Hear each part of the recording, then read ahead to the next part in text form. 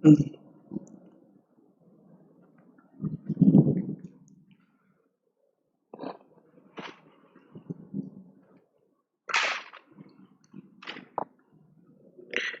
بالله من الشيطان الرجيم. بسم الله الرحمن الرحيم. السلام عليكم ورحمة الله وبركاته. إن الحمد لله نحمده ونستعينه ونستغفره ونستهديه ونعوذ بالله من شرور أنفسنا ومن سيئات أعمالنا. من يهده الله فلا مضل له ومن يضلل فلا هادي له. أشهد أن لا إله إلا الله وحده لا شريك له وأشهد أن محمدا عبده ورسوله. اللهم صل وسلم وبارك على نبينا محمد وعلى آله وأصحابه ومن سار على نهجه إلى يوم الدين. أما بعد، فإن أصدق الحديث كتاب الله وخير الهدى هدى نبينا محمد صلى الله عليه وسلم وشر الأمور محدثاتها وكل محدثة بدعة وكل بدعة ضلالة وكل ضلالة في النار. أيها المسلمون أيتها المسلمات rahimani wa rahimakumullah.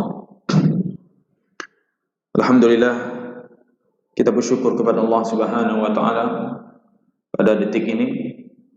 Allah Subhanahu wa taala masih memberi kita nikmat yang begitu banyak. Walaupun terkadang kita merasakan atau di tempat-tempat kita merasakan Allah Subhanahu wa taala menguji kita, memberi musibah kepada kita.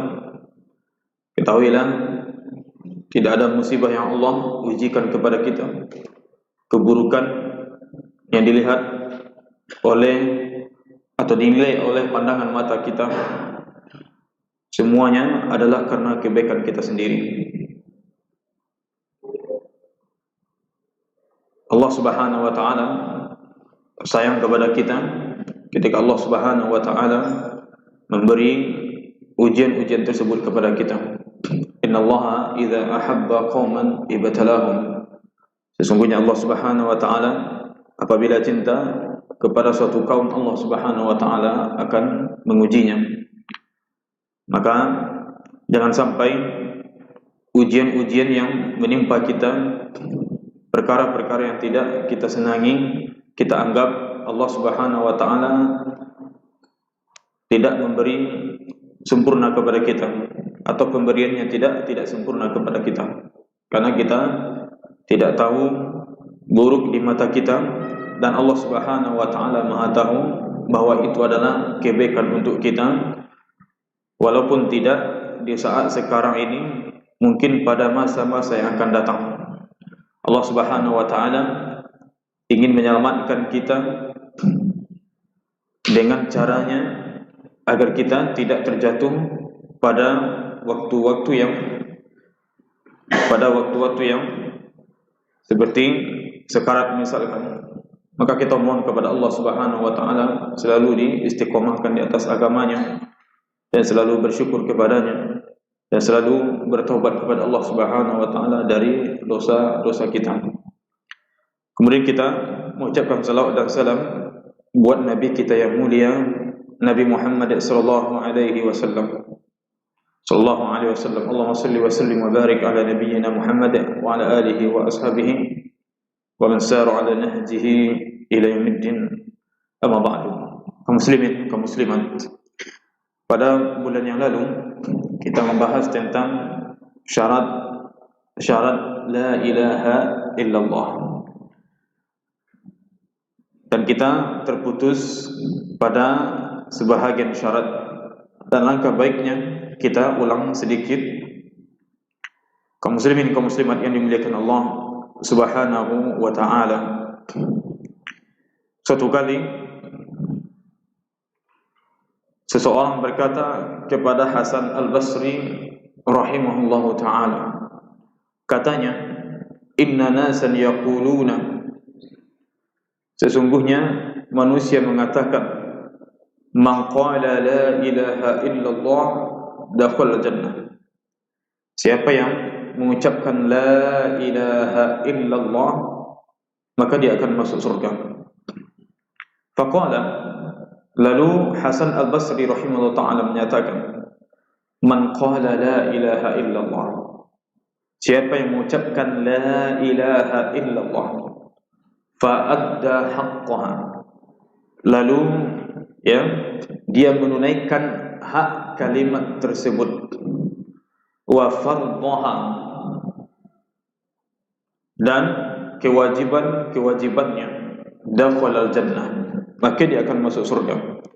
Perkataan atau maksud dari perkataan beliau ini adalah, yaitu siapa yang menunaikan hak la ilaha illallah, yaitu syarat la ilaha illallah. Begitu juga Wahab bin Munabbih, beliau ditanya, alaysa miftahul jannah la ilaha illallah, bukankah kunci pintu surga itu adalah la ilaha illallah? Dia berkata, bala, walakin ma min miftahin illa lahu asnan. Kata beliau rahimahullah, akan tetapi kata beliau, tidak ada kunci melainkan kunci tersebut harus memiliki gigi-gigi.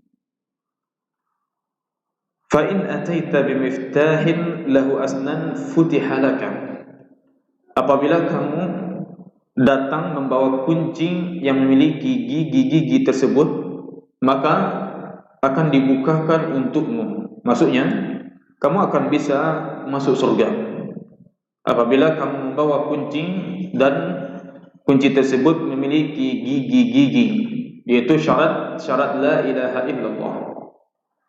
Wa illa lam yuftah laka, namun apabila kunci tersebut tidak memiliki gigi-gigi, maka tidak akan dibukakan untukmu. Tidak akan dibukakan untukmu.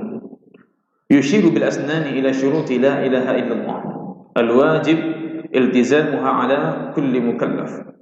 Maksud beliau adalah, yang dimaksud dengan gigi-gigi tersebut adalah, yaitu syarat la ilaha illallah dan beriltizam atau menunaikan syarat-syarat tersebut.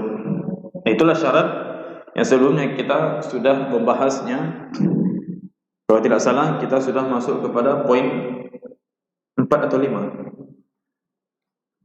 Ya, kita ulang ya dengan ringkas saja. Yang pertama adalah, yaitu al-ilmu, berilmu. Berilmu dengan la ilaha illallah. Dia mengetahui makna la ilaha illallah yang mengandung dua rukun, yaitu peniadaan dan penetapan. Dia berilmu dengan la ilaha illallah, berilmu dia dengan nafi dan isbat, yaitu rukun daripada la ilaha illallah. Rukun la ilaha illallah yaitu nafi dan isbat. Nafi yaitu meniadakan sembahan apapun. Tidak ada yang berhak disembah. Tidak ada yang berlebihan kita dalam mengagungkannya, berlebihan kita dalam takut kepadanya, berlebihan kita dalam harap kepadanya atau bertawakal kepadanya. Kemudian tidak ada nafi, maka ia harus ada isbatnya, yaitu penetapan, ditetapkan. Apa dia? Isbat yaitu satu-satunya yang berhak disembah hanya Allah Subhanahu wa taala. Setelah kita nafikan segala sembahan, kita tiadakan, kita sebutkan bahwa tidak ada sembahan yang layak satupun, lalu kita isbatkan, kita tetapkan satu sembahan saja. Kita tetapkan satu sembahan saja. Siapa dia? Yaitu Allah Subhanahu wa ta'ala. Berilmu dengan ini konsekuensinya adalah yaitu menunaikan tauhid, kewajiban-kewajiban tauhid, syarat-syarat tauhid, rukun-rukun tauhid, ya, pembatal-pembatal tauhid, dan meninggalkan segala bentuk praktek-praktek kesyirikan. Orang yang tahu la ilaha illallah, berilmu dengan la ilaha illallah, maka dia akan meninggalkan segala bentuk atau segala jenis kesyirikan. Ya, dia akan meninggalkan semua jenis kesyirikan. Dia akan meninggalkan semua jenis kesyirikan. Itu hasil daripada berilmu dengan la ilaha illallah. Orang yang berilmu dengan la ilaha illallah, dia akan menjadikan harapan hidupnya hanya Allah. Tujuan hidupnya hanya Allah Subhanahu wa ta'ala, sebagaimana satu-satunya yang ia sembah atau satu-satunya ditujukan ibadahnya hanya Allah Subhanahu wa ta'ala semata. Dan itu buahnya.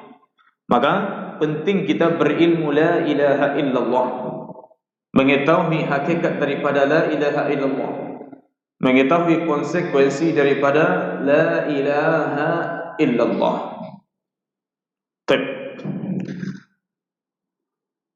Dan dalilnya yaitu firman Allah Subhanahu wa ta'ala, fa'lam annahu la ilaha illallah. Maka ketahuilah, maksud di sini berilmulah kamu terlebih dahulu bahwa tidak ada sembahan yang hak kecuali Allah Subhanahu wa ta'ala. Ya, maka berilmu sebelum beramal. Dalam sebuah hadis riwayat Imam Muslim, man mata wa huwa ya'lamu annahu la ilaha illallah dakhala jannah.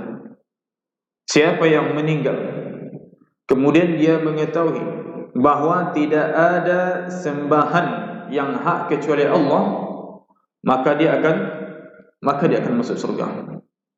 Itu hasil daripada, ya, natijah atau hasil daripada berilmu dengan la ilaha illallah, yaitu jaminan menuju surga Allah Subhanahu wa ta'ala. Sebagaimana sering kita sebutkan, demi Allah ini satu-satunya yang harus kita pertahankan dalam hidup kita. La ilaha illallah kita. Walaupun kita melakukan apapun. Kemudian yang kedua, kaum muslimin, kaum muslimat, yakin. Yang kedua adalah yakin. Yakin tidak ada keraguan sedikit pun. Lawannya adalah yaitu syak. Tidak ada keraguan sedikit pun. Maka beriman kita dengan Allah, beriman dengan para malaikat, para rasul, para kitab, ya, itu yakin. Tidak ada keraguan sedikit pun dalam beragama ini. Apa yang datang dari Allah tidak ada kita ragukan sedikit pun. Apa yang datang dari Rasulullah tidak ada keraguan sedikit pun pada diri kita. Kalau seandainya kita meragukan sesuatu, ya, suatu syariat dari syariat Allah Subhanahu wa ta'ala, ketahuilah cacatnya bukan pada syariat, tetapi cacatnya pada diri kita. Cacatnya adalah pada diri kita, bukan pada syariat Allah Subhanahu wa ta'ala, tetapi pada diri kita yang lemah, pada diri kita yang bodoh. Maka ini modal bagi kita. Kita wajib meyakini la ilaha illallah.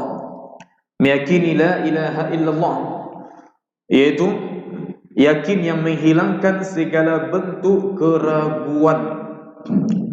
Dan keyakinan adalah ilmu yang sempurna.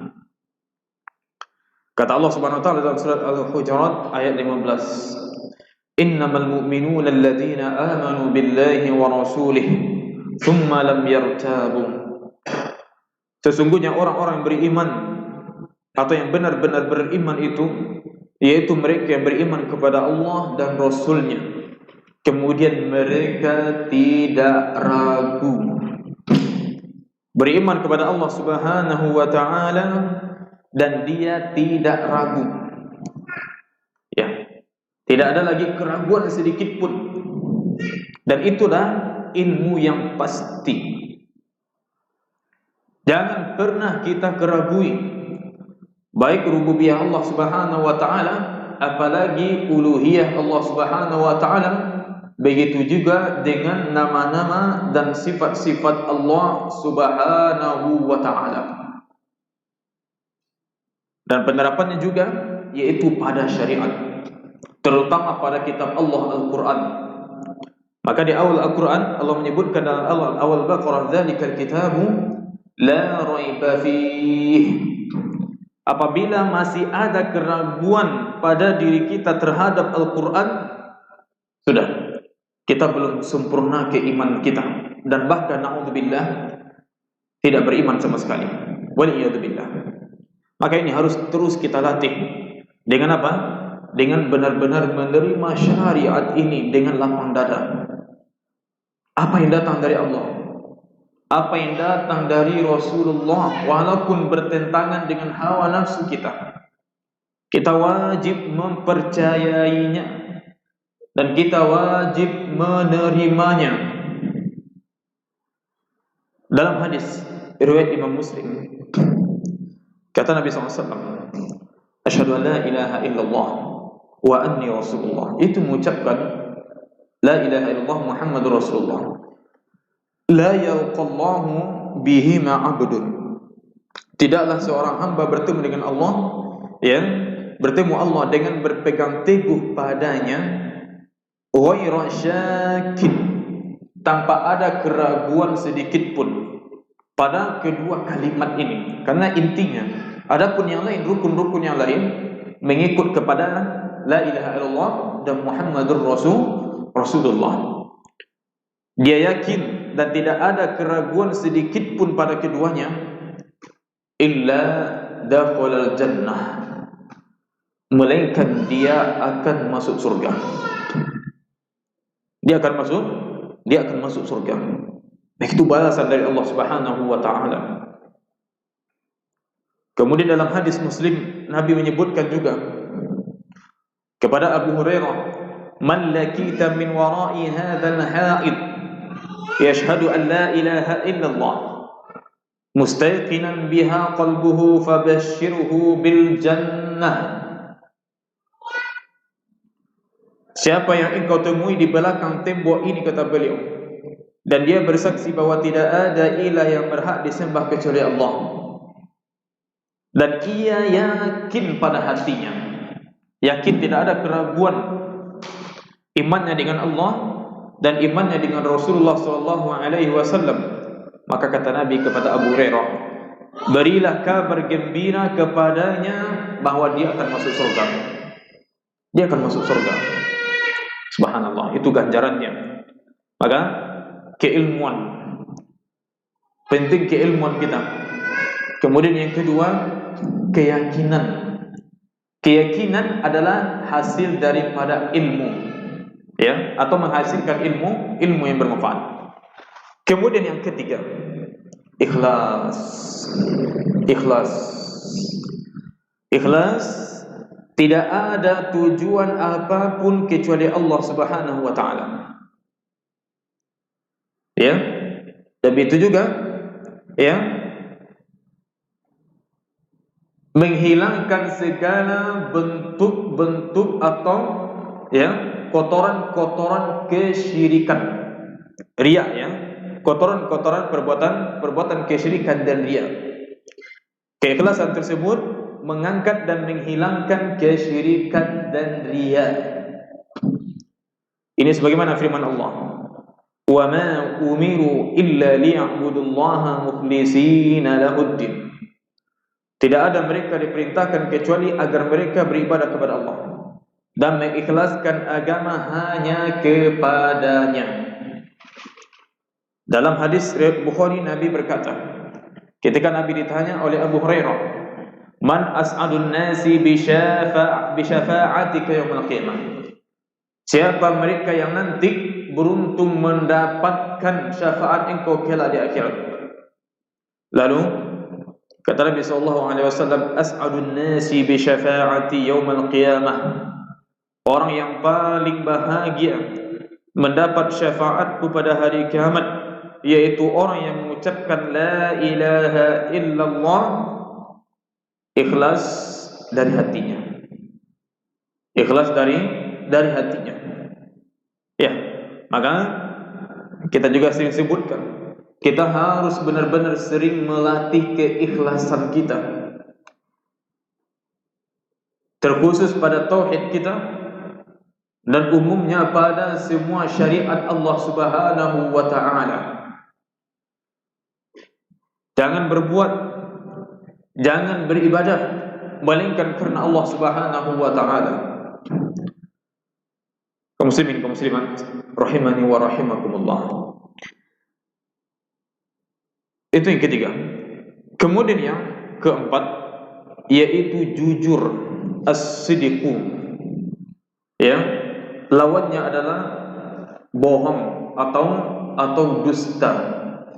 Jujur dari hatinya. Ini berlawanan dengan sikap orang munafik. Berlawanan dengan sifat orang-orang munafik. Jadi syarat keempat adalah jujur. Ketika seseorang mengucapkan la ilaha illallah, dia mengucapkan jujur dari hatinya. Dalam sebuah hadis, Nabi SAW bersabda, kata Nabi SAW, "Ma min ahadin yashhadu an la ilaha illallah wa anna Muhammadar Rasulullah." Tidak ada seorang pun yang bersaksi bahwa tidak ada sembahan yang hak kecuali Allah dan Nabi Muhammad sebagai utusan Allah, sidqan min qalbih, sidqan min qalbih, dia jujur dari hatinya,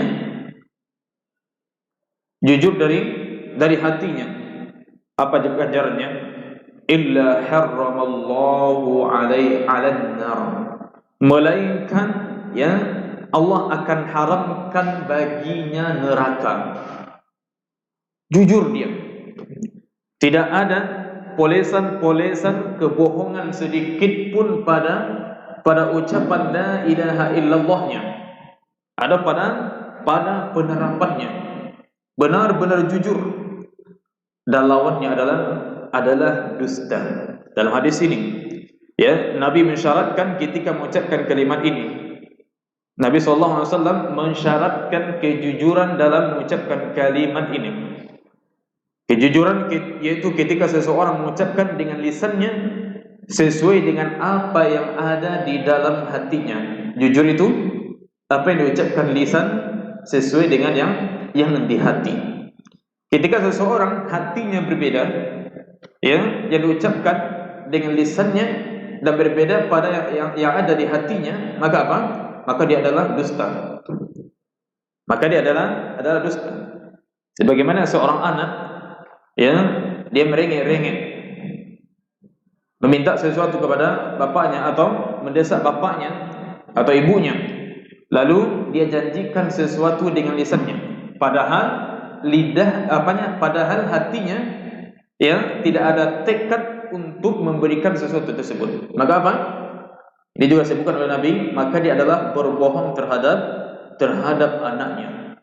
Maka bohong itu adalah, atau dusta itu adalah berlainan apa yang diucapkan oleh lidah dengan apa yang diyakini oleh hati. Orang beriman, maka iman itu artinya adalah as-sidq atau tasdiq. Makna daripada iman secara bahasa adalah at-tasdiq, yaitu membenarkan. Membenarkan itu yaitu dengan lidahnya dan dengan hatinya. Tidak ada takut sedikit pun, tidak ada kebohongan sedikit pun di dalam hatinya. Baik.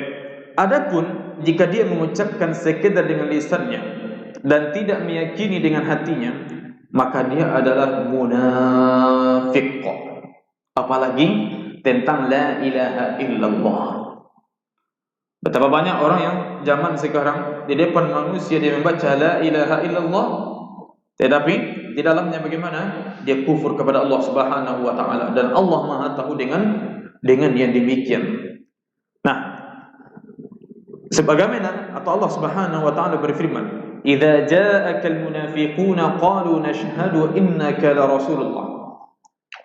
Apabila datang kepada engkau orang-orang munafik, mereka berkata, kami bersaksi bahwa sesungguhnya engkau adalah Rasul atau utusan Allah. Wallahu ya'lamu innaka la rasuluh. Padahal Allah mengetahui bahwa sesungguhnya engkau adalah benar-benar Rasulnya. Wallahu yashhadu, dan Allah mengetahui, innal munafiqina lakadzibun. Orang-orang munafik itu benar-benar orang yang pendusta. Ya, benar-benar orang yang pendusta. Kan dicek kembali kaum muslimin, kaum muslimat, kejujuran kita pada la ilaha illallah. Ya, kejujuran kita pada la ilaha illallah. Ini yang paling kita tekankan, dan kita sama-sama selalu merubah diri kita. Ya, kita sama-sama selalu merubah diri, saling menasihati karena Allah Subhanahu wa taala, tauhid. Maka kajian kita disebut sebagai dakwah tauhid, kembali memurnikan tauhid. Karena tauhid itu sekarang sudah tercemari. Tauhid sekarang sudah dicemari oleh pemikiran-pemikiran syubhat. Maka dakwah kita adalah, dakwah salaf adalah dakwah tauhid. Itu inti dakwah. Itu adalah pokok dakwah. Sebagaimana ia adalah pokok dakwahnya para rasul. Yang paling besarnya adalah Nabi kita yang mulia, Nabi Muhammad sallallahu alaihi wasallam. Coba kita lihat bagaimana dakwah Nabi sallallahu alaihi wasallam benar-benar membersihkan tauhid para sahabatnya, membersihkan. Maka kita lihat dalam hadis-hadis betapa banyak Nabi SAW melarang, mengingatkan sahabatnya ketika mereka bersumpah dengan selain Allah Subhanahu wa taala, misalkan, atau kebiasaan di sana. Beliau ingatkan, man kana yahlif falyahlif billah, atau kama qala sallallahu alaihi wasallam. Siapa yang bersumpah, maka hendaklah dia bersumpah dengan nama Allah Subhanahu wa taala. Karena siapa yang bersumpah dengan nama Allah, dengan nama selain Allah, sungguh dia telah berbuat syirik. Walaupun ini digolongkan sebagai syirik asghar, tetapi Nabi SAW berupaya terus membersihkan kesyirikan tersebut. Kaum muslimin, kaum muslimat, rahimani wa rahimakumullah. Kemudian syarat yang kelima, mencintai kalimat la ilaha illallah. Cinta lawannya apa? Benci. Bukan hanya pada la ilaha illallah, tetapi pada syariat. Ya, apakah kita sudah benar-benar cinta dengan Allah, cinta dengan la ilaha illallah? Tidak ada sedikit pun kebencian, tidak ada sedikit pun rasa-rasa di hati kita tidak suka dengan syariat Allah Subhanahu wa taala. Karena syariat adalah aplikasi daripada la ilaha illallah. Contoh misalkan, kita ambil contoh yang viral ya, masalah poligami. Jangan ada sedikit pun pada poligami ini, baik laki-laki maupun perempuan, ketidaksukaan sedikit pun. Karena dia masalah keimanan. Apabila ada di sana sedikit kebencian, sudah, berarti dia tidak sempurna beriman kepada Allah dan kepada Rasulullah sallallahu alaihi wasallam. Apa saja harus kita cintai syariat Allah Subhanahu wa taala. Kita harus benar-benar mencintai Allah Subhanahu wa taala. Baik. Mencintai Allah Subhanahu wa taala, kemudian mencintai Rasulnya, mencintai agama Islam, dan mencintai kaum muslimin yang senantiasa melaksanakan perintah Allah Subhanahu wa taala dan tidak melanggar batasan-batasan yang ditetapkan oleh Allah. Juga dia membenci orang-orang yang menentang la ilaha illallah dan melakukan hal-hal yang bertentangan dengan kalimat la ilaha illallah dari perbuatan syirik dan perbuatan kufur. Di antara dalil menunjukkan ya syarat cinta kepada kalimat la ilaha illallah adalah firman Allah surat Al-Baqarah ayat 165. Wa minan nasi may yattakhidhu min dunillahi andada. Di antara manusia ya, di antara manusia ada yang menjadikan selain Allah ya sekutu-sekutu. Anda ada sekutu. Yuhibbunahum ka hubbillah. Tandingan-tandingan yang mereka mencintai sekutu-sekutu tersebut seperti mereka mencintai Allah Subhanahu wa taala. Walladzina amanu ashaddu hubban lillah. Dan orang-orang yang beriman mereka sangat cinta kepada Allah Subhanahu wa taala. Orang-orang beriman sangat cinta kepada Allah Subhanahu wa taala. Baik. Kaum muslimin, kaum muslimat yang dimuliakan Allah Subhanahu wa taala. Karena kecintaan orang-orang beriman kepada Allah adalah kecintaan yang murni.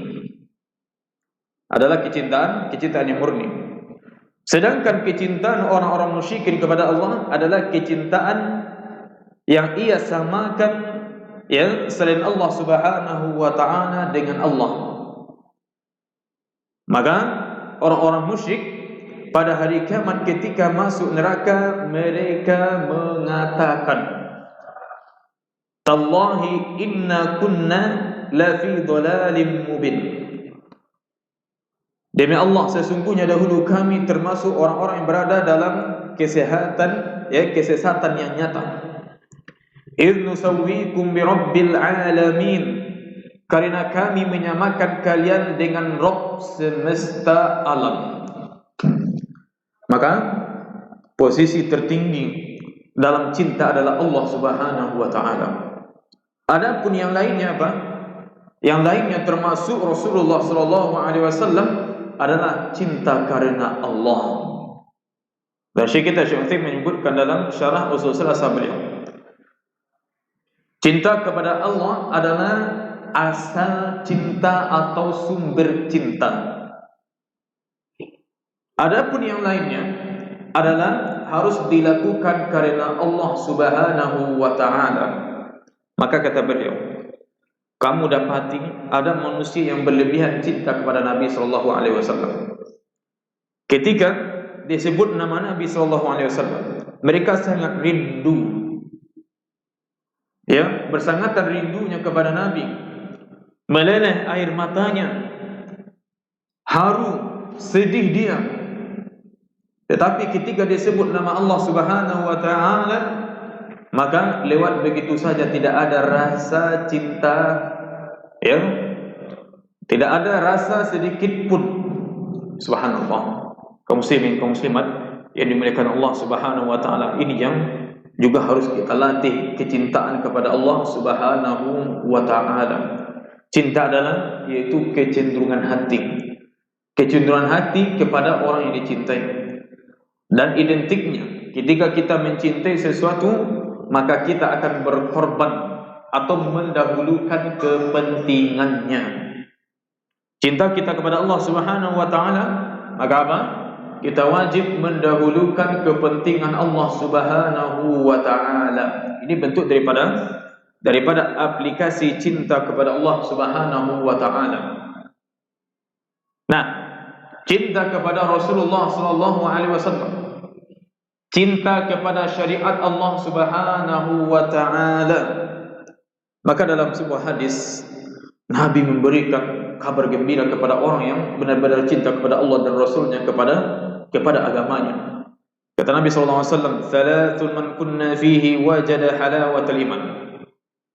Ada tiga, kata Nabi sallallahu alaihi wasallam, apabila perkara tersebut ada pada seseorang, Tiga perkara apabila ada pada seseorang, maka dia akan mendapatkan rasa manisnya iman. Yang pertama, ayyakuna Allahu wa rasuluhu ahabba ilaihi mimma siwahuma, yaitu ya, Allah Subhanahu wa taala dan rasulnya lebih ia cintai dari keduanya. Lebih dicintai daripada keduanya. Mendahulukan hak-hak keduanya. Ya, mendahulukan hak keduanya daripada hak yang lainnya. Maka orang yang mendahulukan dunia daripada Allah dan Rasulnya, dia tidak cinta kepada Allah dan Rasulnya sallallahu alaihi wasallam. Wa ayyuhibbal mar'a la yuhibbuhu illa lillah. Apabila dia mencintai seseorang, dia hanya mencintainya karena Allah. Karena Allah Subhanahu wa taala. Bukan karena yang lain. Bukan karena dunia. Bukan karena harta. Bukan karena ingin mendapatkan pangkat dan kedudukan darinya. Tetapi karena Allah Subhanahu wa taala. Wa ayyakraha ay ya'uda fil kufri kama yakrahu ay yuqdhafa fin nar. Dan dia benci untuk kembali kepada kekufuran setelah Allah menyelamatkannya, sebagaimana ia benci untuk dilemparkan ke dalam neraka. Ya, Masya Allah ya. Maka ulama menyebutkan wa innal imana la halawah. Iman itu memiliki rasa manis. Ya, iman itu memiliki rasa manis, dan itu dirasakan oleh orang-orang yang beriman. Ya, orang beriman merasakan rasa manisnya iman, maka dia apa? Bersusah payah untuk memperjuangkannya. Maka kita lihat orang mati-matian memperjuangkan agama, mati-matian dia memperjuangkan Islam, bersusah payah dia menegakkan agama Allah Subhanahu wa taala, karena dia sudah cinta kepada Allah dan cinta kepada Rasulnya sallallahu alaihi wasallam. Orang yang tidak mendapatkan rasa ini, dia akan berjuang atau memperjuangkan agama separuh. Baik, muslimin muslimat ini dimuliakan Allah Subhanahu wa taala.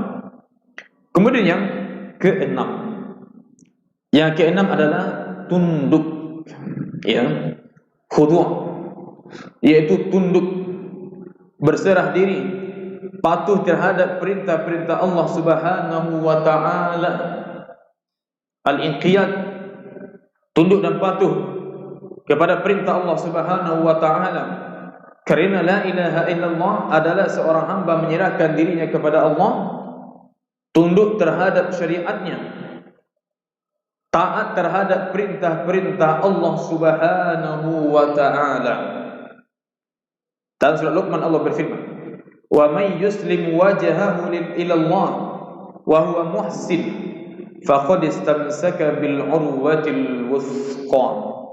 Dan siapa yang menyerahkan dirinya kepada Allah dan dia berbuat baik, maka sungguh ia telah berpegang dengan tali yang kuat. Siapa yang tunduk kepada syariat Allah Subhanahu wa taala atau tunduk kepada Allah Subhanahu wa taala, dia telah berpegang dengan tali yang sangat kuat. Ketundukan inilah yang akan mengantarkan seorang hamba, ya, kepada keistiqomahan. Kalau kita ingin istiqomah, tunduk kepada Allah Subhanahu wa taala. Baik. Azan. Sudah masuk azan? Udah. Ya, kita azan dulu, kemudian kita lanjutkan sebentar insyaallah taala. Silakan.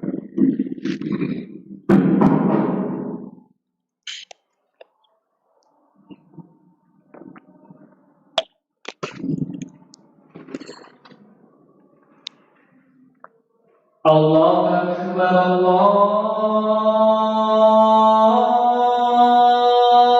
Akbar. Allahu Akbar, Allahu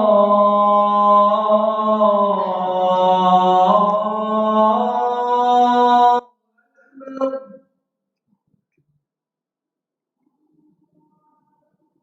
Asyhadu an la ilaha illallah.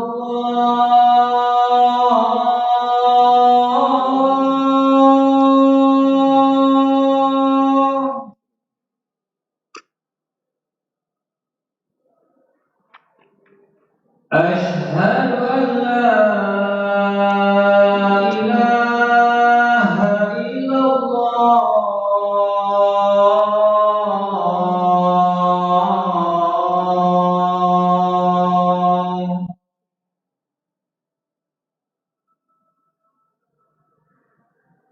Asyhadu anna Muhammadar Rasulullah.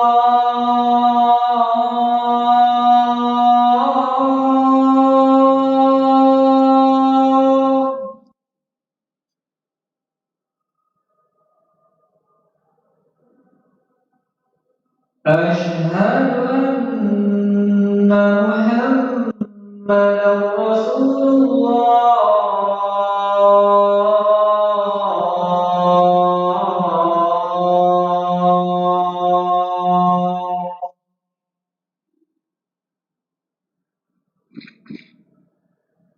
Hayya 'alas shalah.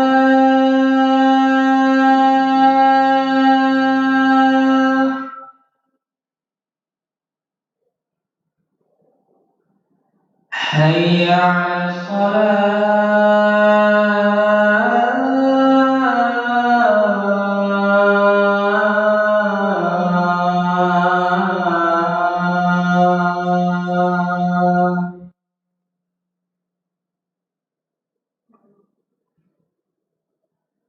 Hayya 'alal falah.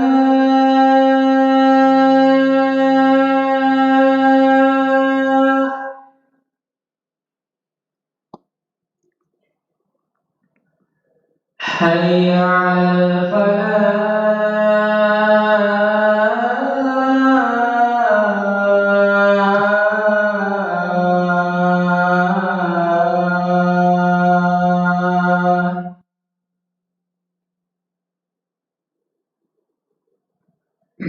Allahu Akbar,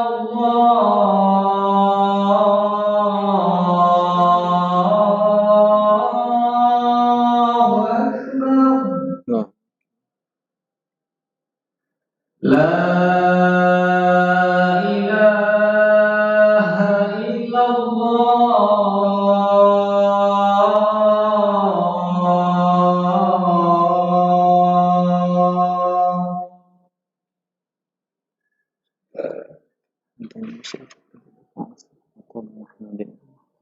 Muhammadin Nabi.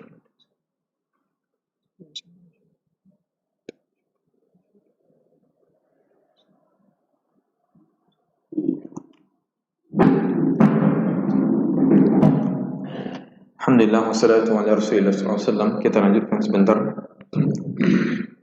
Syarat yang keenam yaitu tunduk tadi yang telah kita sebutkan ya. Ya, yaitu ada bahasa lainnya yaitu istislam ya. Tunduk kepada Allah Subhanahu wa taala. Kaum muslimin kaum muslimat, kita ya dari kata Islam itu kita dinamakan dengan muslim.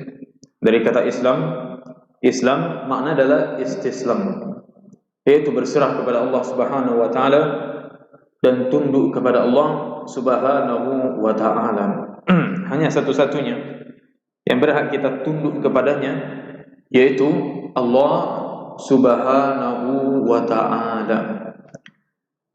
Ketundukan ini akan melahirkan ubudiyah yang sempurna. Ya, akan melahirkan penghambaan yang sempurna hanya kepada Allah Subhanahu wa taala semata. Ini hasil daripada tunduk kepada Allah Subhanahu wa taala. Jadi kalau apa saja ya yang datang dari Allah Subhanahu wa taala, dia akan mudah menerima. Apa saja perintah Allah Subhanahu wa taala, maka dia dengan senang hati akan menjalankannya. Dan apa saja larangan Allah Subhanahu wa taala, dia akan dengan sukarela menjauhinya. Itu buah daripada tunduk kepada Allah Subhanahu wa taala ataupun tunduk kepada la ilaha illallah.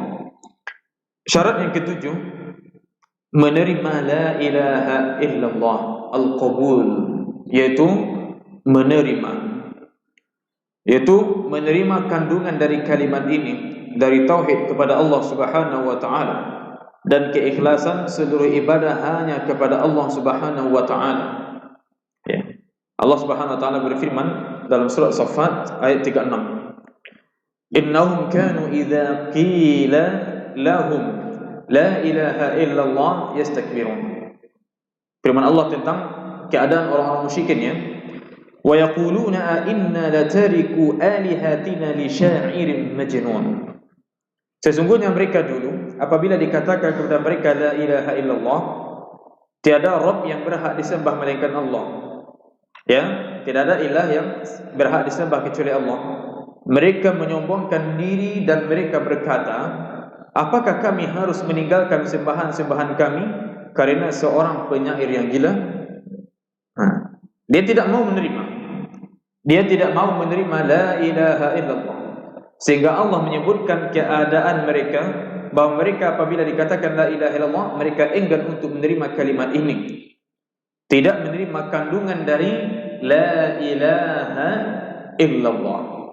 Maka kita dapati ada orang mengaku Islam dan dia masih enggan menjalankan sebahagian syariat. Ini di antara bentuknya.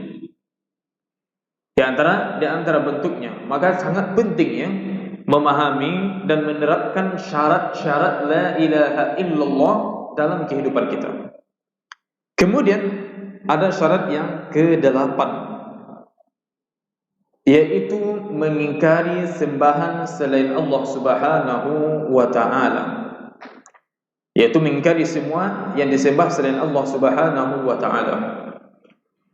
Dalam surah Al-Baqarah Allah berfirman ayat 256, "Faman yakfur bit-taghuti wa yu'min billahi faqad istamsaka bil 'urwatil wuthqa." Siapa yang kufur terhadap taghut dan beriman kepada Allah, maka dia telah berpegang teguh dengan urwatul wuthqa, ya, dengan buhul yang kokoh.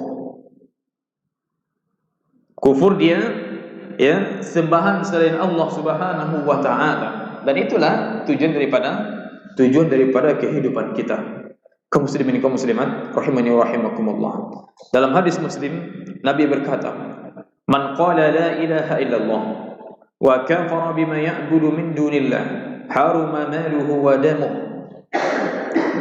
Siapa yang mengucapkan la ilaha illallah dan kufur terhadap semua yang disembah selain Allah, maka haram harta dan darahnya. Jadi dia menjadi muslim yang mesti dia jaga kemuliaan hartanya, dijaga kemuliaan darahnya, kemuliaan dirinya, kemuliaan keluarganya, dan apa yang dimilikinya. Kemudian firman Allah Subhanahu wa taala, "Innani bara' mimma ta'budun illa alladhi fatarani." Sesungguhnya aku berlepas diri dari apa yang kalian sembah kecuali kepada yang menciptakan aku. Kaum muslimin kaum muslimat yang dimuliakan Allah Subhanahu wa taala. Itulah yang kita sebutkan tadi, 8 syarat, ya. 8 syarat la ilaha illallah yang mesti kita tunaikan. Kalau kita ingin masuk surga, kita tunaikan 8 syarat-syarat ini. Mungkin tak sebuah kunci dia memiliki gigi-gigi, tetapi ada copot satu gigi, bisa tak dia membuka pintu? Bisa tak? Tidak bisa. Maka tidak ada di sini tenggang, ya, atau toleransi untuk meninggalkan satu dari 8 poin ini. Maka semuanya apa? Harus kita tunaikan dalam kehidupan kita. Apabila syarat-syarat yang 8 ini kita tunaikan, maka insyaallah taala kita sudah memegang kunci surga beserta dengan apa? Gigi-gigi kunci tersebut. Apabila kita pertahankan la ilaha illallah, kita yakinlah insyaallah taala kita akan masuk surga. Amin, amin ya rabbal alamin. Kita mohon kepada Allah Subhanahu wa taala istiqamah. Kita mohon kepada Allah Subhanahu wa taala agar selalu di atas kalimat la ilaha illallah. Dan syarat-syarat 8 ini, ya, ini disimpulkan dalam beberapa bait syair, ya.